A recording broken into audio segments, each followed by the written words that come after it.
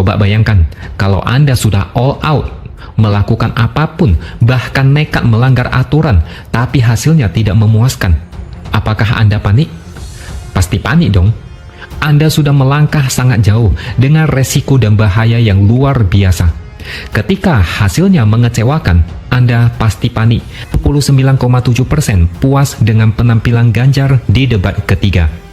Hanya 18,8% yang tidak puas dan 1,5% menjawab tidak tahu. Untuk Anies, 71,4% puas, 26,3% tidak puas, dan 2,3% menjawab tidak tahu. Sedangkan Prabowo yang puas hanya 48,9% saja. Yang tidak puas mencapai 50,4% dan ada 0,7% yang menjawab tidak tahu. Bisa dilihat, yang tidak puas terhadap penampilan Prabowo jauh lebih banyak ketimbang yang puas.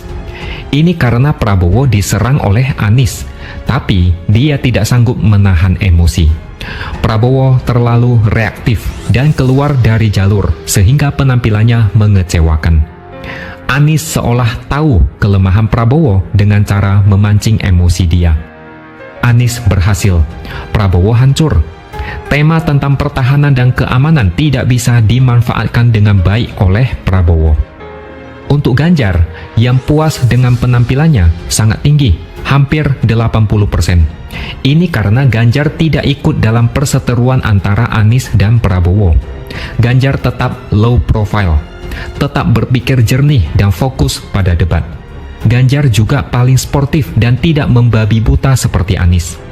Dan ada lagi data lain dari Kata Data yang mengolah data dari Twitter dan Instagram. Hasilnya, lagi-lagi Ganjar yang mendapatkan sentimen positif paling tinggi, yaitu 78,97%. Sedangkan Anies mendapatkan 52,97%. Dan Prabowo cuma mendapatkan 48,94%. Untuk sentimen negatif, Ganjar yang dapat paling kecil, cuma 6,13%. Anies mendapatkan 23,45% dan Prabowo 25,71%. Lagi-lagi Prabowo paling hancur nilainya. Ini artinya mayoritas sepakat Prabowo tidak seperti yang dibayangkan banyak orang. Gemoy itu cuma topeng. Aslinya dia gampang emosi dan mudah marah. Indonesia tanah air beta, pusaka abadi nan jaya. Kalau sampai Prabowo menjadi presiden, lalu ada masalah besar, kemungkinan akan diselesaikan dengan marah-marah atau mungkin gebrak meja. Angka-angka dalam survei ini membuat kubu Prabowo Gibran sangat panik. Ada beberapa yang kelihatan sangat jelas. Misalnya Jokowi yang tiba-tiba komentar soal debat ketiga. Jokowi bahkan meminta supaya format debat Pilpres 2024 dievaluasi lagi. Dia bilang debat ketiga tidak edukatif karena banyak serangan yang bersifat personal. Menurut dia, tidak masalah kalau mau menyerang kebijakan atau visi misi capres, asalkan jangan menyerang karena motif personal. Saya sebenarnya agak bingung dengan ucapan Jokowi ini. Menyerang secara personal itu kriterianya seperti apa? Menurut saya, tidak ada yang menyerang pribadi dalam acara debat itu. Menyerang pribadi itu misalnya, kalau menurut saya, misalnya menyindir kenapa Prabowo cerai dan sampai sekarang tidak menikah. Nah, itu baru namanya menyerang personal. Lagi pula rasanya aneh kalau presiden ikut campur urusan KPU dan mengomentari debat. Padahal di Pilpres 2019 saat debat, Jokowi juga pernah melakukan hal yang sama saat debat. Jokowi bicara tentang kepemilikan tanah Prabowo.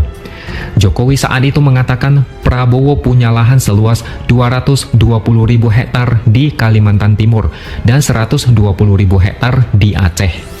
Saat itu tim ses Prabowo Sandiaga protes dan meminta Jokowi tidak menyinggung ranah personal Prabowo. Tindakan Jokowi ini mereka anggap sebagai provokasi dan menyerang secara personal. Dan bedanya sekarang ini, Anies akan dilaporkan ke Bawaslu karena dianggap fitnah soal kepemilikan 340.000 hektar lahan. Jadi bisa kalian bayangkan betapa blendernya kubu paslon 02. Jokowi seperti ketakutan karena Prabowo mendapatkan sentimen negatif. Jokowi khawatir dengan anaknya. Gibran akan terkena dampak jika Prabowo ketahuan bobroknya. Jokowi punya kepentingan politik terkait Gibran. Tidak ada yang mau percaya jika Jokowi netral. Orang tua pasti akan sayang anak. Tidak mungkin membiarkan Gibran mendapatkan masalah. Selain itu, di media sosial ada semacam gerakan untuk mengungkapkan kesedihan terhadap apa yang dialami Prabowo saat debat.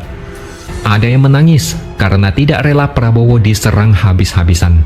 Ada yang menangis, ada yang galau, ada yang marah, bahkan ada yang menjilat dan memuji Prabowo. Mereka bilang meskipun diserang, Prabowo tidak membalas dan tetap tenang. Prabowo dipuji karena tidak membalas balik. Mereka juga bilang dua capres lain sangat jahat menyerang Prabowo, dan Prabowo tetap tidak membalas. Gerakan-gerakan ini sepertinya sudah terstruktur dan direncanakan. Kubu sebelah tahu Prabowo hancur-hancuran di debat, sehingga terpaksa mengerahkan buzzer atau massa untuk membalikkan narasi. Prabowo dibilang sangat hebat, tidak perlu menjatuhkan orang lain untuk terlihat unggul. Kalau kalian mual atau mungkin mau muntah, saya bisa maklumi. Mungkin kalian merasa jijik, menurut saya wajar-wajar aja. Jajak pendapat Litbang Kompas menunjukkan performa calon presiden nomor urut 2, Prabowo Subianto paling rendah dalam debat Capres ketiga. Prabowo itu terbukti tidak bisa bekerja, cuma bisa joget dan marah. Sebagai menteri, dia juga tidak banyak prestasi selain boros anggaran. Hanya satu yang saya khawatirkan dari situasi ini, yaitu akan ada tindakan yang sangat nekat dari beberapa pihak. Coba ingat-ingat lagi, saat Mahkamah Konstitusi melakukan hal paling memalukan saat meloloskan aturan yang memudahkan Gibran menjadi cawapres. Konstitusi diobrak-abrik. Mereka yang terlibat sudah terlalu nekat. Mereka tahu resikonya. Mereka sudah melangkah terlalu jauh dan melenceng. Tapi sampai saat ini hasilnya kurang memuaskan. Apa yang mereka lakukan ternyata mendapatkan sentimen negatif yang masif.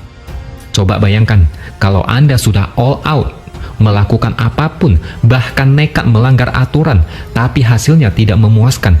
Apakah Anda panik? Pasti panik dong. Anda sudah melangkah sangat jauh dengan resiko dan bahaya yang luar biasa.